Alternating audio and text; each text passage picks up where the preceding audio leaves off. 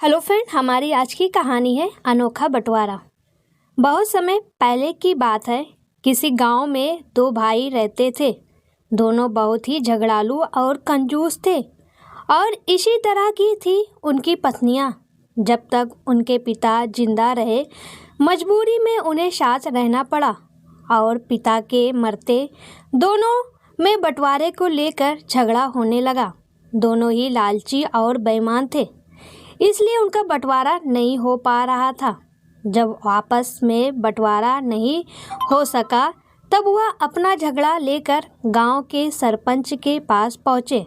सरपंच बहुत बुद्धिमान था, उनके पिता को अच्छे से जानता था। उसे पता था कि क्यों उनके पिता ने अपने जीवित रहते हुए बंटवारा नहीं किया, क्योंकि वो जानते थे कि यदि उन्होंने बंटवारा किया तो उन दोनों पति पत्नी को भूखा मारने की नौबत आ जाएगी, क्योंकि दोनों ही बेटे बहुत बड़े स्वार्थी थे। और हुआ भी यही। पिता के मरते ही दोनों भाई आपस में जायदाद को लेकर लड़ रहे थे और बूढ़ी माँ की किसी की ज़रूरत नहीं थी। बड़ा कहता है माँ छोटे के साथ रहेगी, छोटा कहता बड़े के पास माँ रहेगी। असल में दोनों ही अपना पीछा छुड़ाना चाहते थे किसी विडंबना से।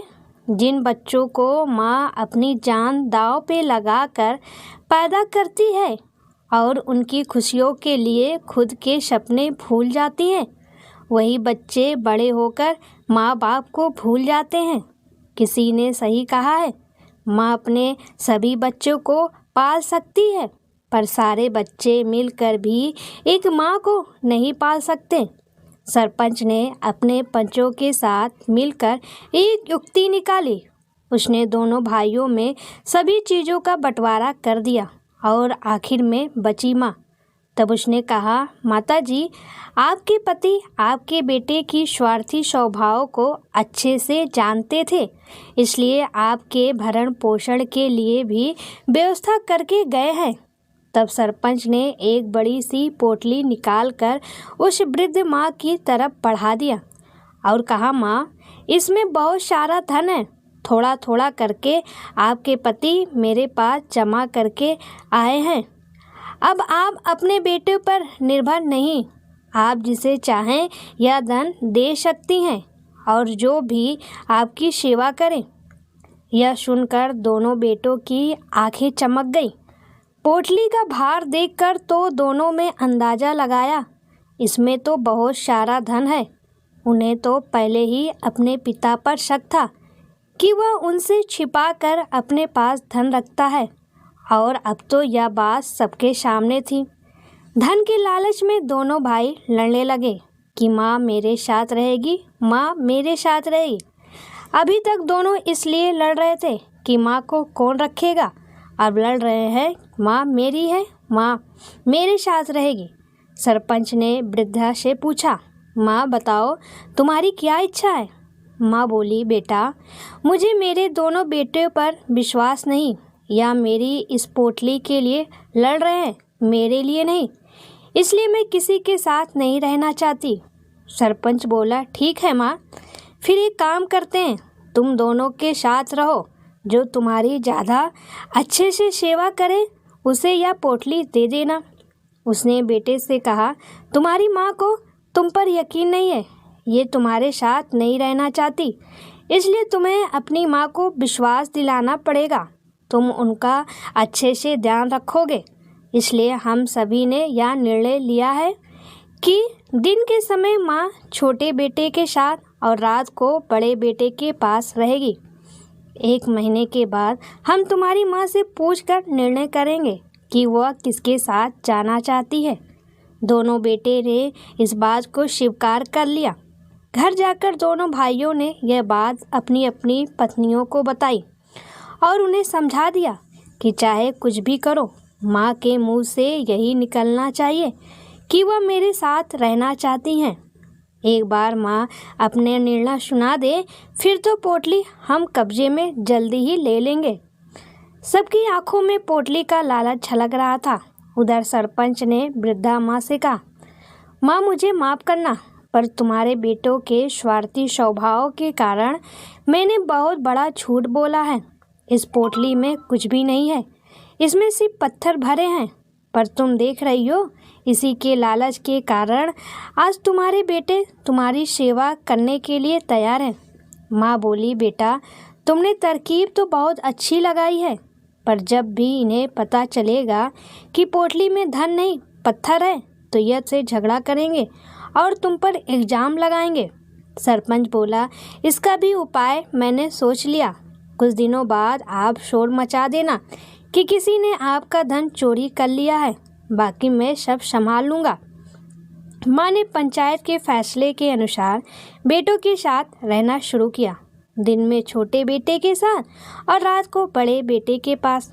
जहाँ पहले उसे भरपेट भोजन भी नहीं मिलता था, अब उसे तरह तरह के व्यंजन खाने को मिलते। दोनों बहुएं उसकी बहुत सेवा करती। अगर माँ जरा खास भी देती तो सारा घर सर पर उठा लिया जाता। अपने बेटों में आया बदलाव देखकर माँ भी हैरान थी। वह सोचती, जो काम माता पिता नहीं कर सके वह काम एक पोटली ने कर दिया, मेरे बच्चों को सुधार दिया। पर वह जानती है यह बदलाव कुछ समय के लिए। जैसे ही बेटे को पता चलेगा पोटली में धन नहीं पत्थर है, यह सब कुछ खत्म हो जाएगा। एक बार जब वह सो रही थी तो उसने देखा बड़ी बहू उसके कमरे में आई और पोटली ढूंढने लगी। माँ की आंखें खुल गई। माँ उसके इरादे समझ गई, क्योंकि दोनों ही बहू ने सास की सेवा करके थक चुकी थी। वह जल्दी जल्दी पोटली को प्राप्त करना चाहती थी, इसलिए अब चोरी पर उतर आई थी। माँ समझ गई, अगर इन दोनों में से किसी के हाथ लग गई तो उसका भेद खुल जाएगा और सरपंच का किया हुआ मिट्टी में मिल जाएगा। उसने सोचा, ज़्यादा देर तक इस भेद छिपा कर नहीं रखा जा सकता है, इसलिए उसे जल्दी कुछ करना होगा। 1 महीने पूरे होने से पहले माँ शोर मचा दिया कि उसकी पोटली चोरी हो गई है। दोनों बेटों ने एक दूसरे पर शक किया।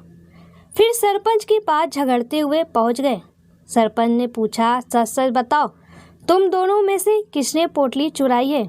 और दोनों बेटे एक दूसरे पर इल्ज़ाम लगाते रहे।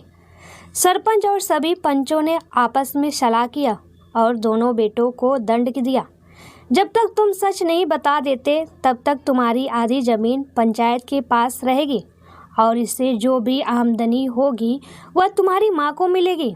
दोनों ने फैसले का विरोध किया, पर पंचायत के आगे उनकी एक न चली, पूरे गांव के विरुद्ध था। सरपंच क्या चाहता तो पहले भी माँ को ज़मीन दे सकता था, पर उसे डर था कि दोनों भाई इस फैसले को नहीं मानेंगे। पर अब क्योंकि सारा गांव उनके विरुद्ध था, उन्हें मजबूरी में ये फैसला मानना ही पड़ा। अब कुल ज़मीन में से आधा दोनों भाइयों का था और आधा हिस्सा माँ का। पंचायत ने साथ ही साथ यह घोषणा भी की कि माँ जिसे भी चाहे अपनी ज़मीन दे सकती है। यह उसकी इच्छा है कि वह ज़मीन गांव में ही किसी व्यक्ति को दे या अपने बेटे को। भाइयों का लालच उन्हें ले डूबा। न तो उन्हें पोटली मिली और ज़मीन भी हाथ से जाती रही। सारा गांव सरपंच के इस अनोखे बंटवारे पर बहुत खुश था और उसके इस फैसले की पूरे गांव में बहुत प्रशंसा हो रही थी।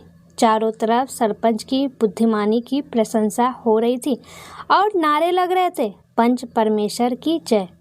अब माँ किसी पर निर्भर नहीं थी, वह भी बहुत खुश थी।